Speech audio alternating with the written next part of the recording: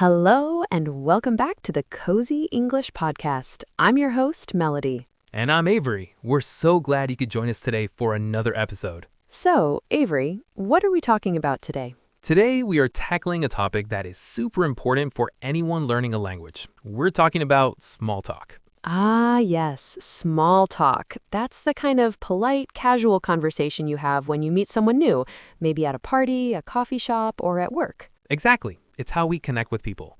But we know that for many English learners, it can be a little nerve-wracking. I can see why. You worry about what to say, if your grammar is correct, or if the other person will understand you. Right. And here's a question for our listeners. Have you ever met someone, they asked you a question, and after you answered, there was just silence? You didn't know what to say next. That awkward silence. We've all been there. Well, today our goal is to help you avoid that. We're going to practice 4 of the most common small talk questions so you can start and continue a conversation confidently. Sounds like a plan.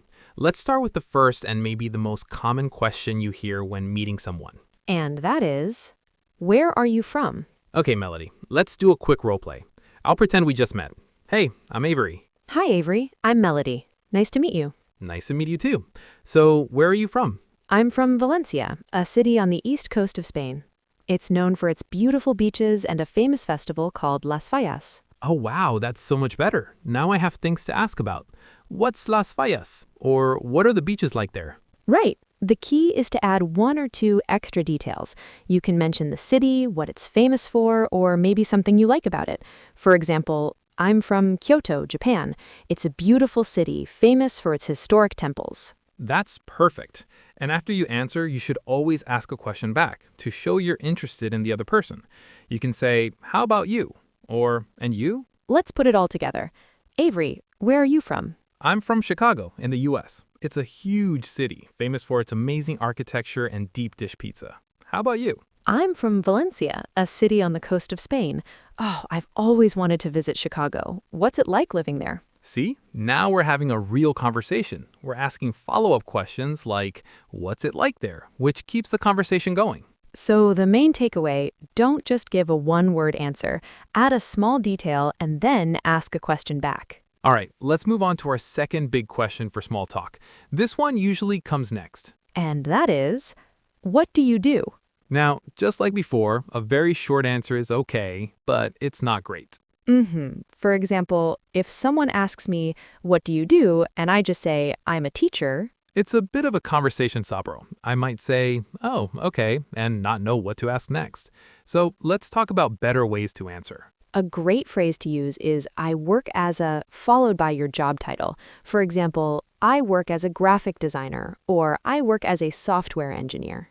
Yeah, that sounds a little more complete. And just like before, you can add a small detail. For example, I work as a graphic designer for a small marketing company. Oh, that's good. It gives the other person more to work with. They could ask, oh, what kind of marketing? Or do you enjoy working for a small company? Exactly. Another useful phrase is, I'm responsible for. This is great if you want to explain your job a little more. Okay, let's try that. So, Avery, what do you do? I work as a project manager. I'm responsible for planning schedules and making sure our team completes projects on time. That sounds interesting. See, that answer's fantastic. It's clear and detailed, but still short. Now, what if you're a student? If someone asks, what do? You can say, I'm a student, or I'm studying.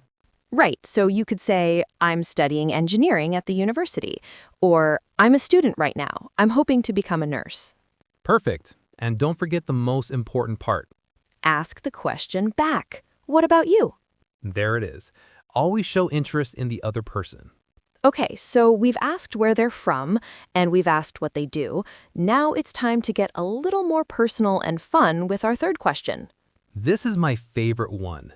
What do you like to do for fun? You can also hear this as, what do you do in your free time? Or what are your hobbies? Yes, this question is all about your interests outside of work or school.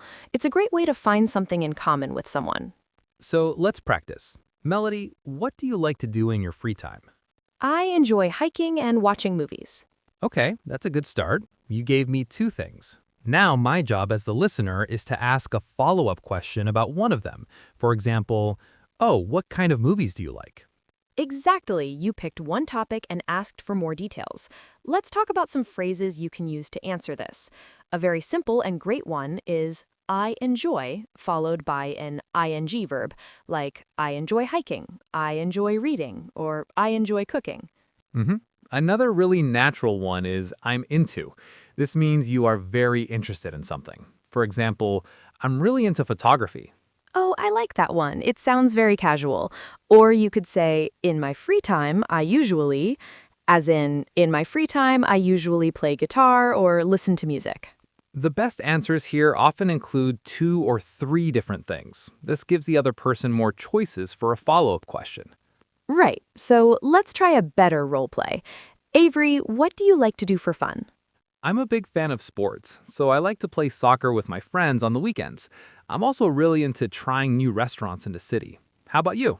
That's a great answer. I have two things I can ask about now, soccer or restaurants. I'll pick one. Oh, that's cool. Any good restaurants you'd recommend? And just like that, the conversation flows naturally. Okay, on to our fourth and final common question. This one is perfect for Mondays at work or school, when you see people for the first time in a few days. It's how was your weekend? A very common but bad answer is just saying, good. Right. How was your weekend? Good. And that's it. Conversation over. The goal here is to give a feeling plus one specific detail. Let's break that down. First, the feeling. Instead of good, you can say, it was great, or it was really relaxing, or it was pretty busy actually. Then add that one detail about something you did. This question is about the past, so you need to use the simple past tense. For example, I went, I saw, I visited. Let's try it. Hey Melody, how was your weekend? It was great, thanks. I went to the beach on Saturday with my family. How about yours? Perfect. You gave the feeling great and a detail. I went to the beach. And you asked me back. Now I can say, oh, that sounds fun. My weekend was pretty relaxing. I just stayed home and read a book. And now I can ask, oh, what book are you reading? This is how conversations are built. One person gives a detail and the other asks about it. You don't need to tell your whole life story. Just one little piece of information is enough to keep the conversation moving forward. Okay, so we've covered our 4 key questions. Where are you from? What do you do? What do you do for fun? And how was your weekend? Now it's your turn to practice. That's right. We're going to ask you each question. After I ask, we'll leave a pause for a few seconds. We want you to say your answer out loud. Don't be shy. Practice speaking. Ready? First question. Where are you from? Great job. Remember to add a small detail about your city or country. Now practice asking the question back to me. Say, how about you? Okay, number 2. What do you do? Nice. Did you use one of our phrases like I work as or I'm studying? Now try asking the question back. Third question. What do you like to do for fun? Excellent. I hope you gave 1 or 2 interests to help the conversation continue. And the last one. Imagine it's Monday morning. How was your weekend? Awesome. Remember, a feeling plus 1 detail. You did a fantastic job. All right, that brings us to the end of our episode on small talk. Let's do a quick recap. The 2 most important rules of small talk are 1. Give more than a one-word answer. Always add a small extra piece of information. And 2, always show interest in the other person by asking follow-up questions, or simply asking the same question back, like, how about you? Conversation is a two-way street. The best way to get better is to practice. Don't be afraid to start a conversation with someone in English. Even a short, simple chat is a huge step forward. Absolutely. And for more practice, we have a challenge for you. In the comments section for this episode, we want you to write your answers to these 4 questions. Tell us where you're from, what you do, what you like to do for fun, and how your last weekend was. We would love to read your answers and get to know you all a little better. Thank you so much for listening to the Cozy English Podcast. If you found this episode helpful, please don't forget to subscribe and share it with a friend who is also learning English. Until next time, keep practicing and stay cozy.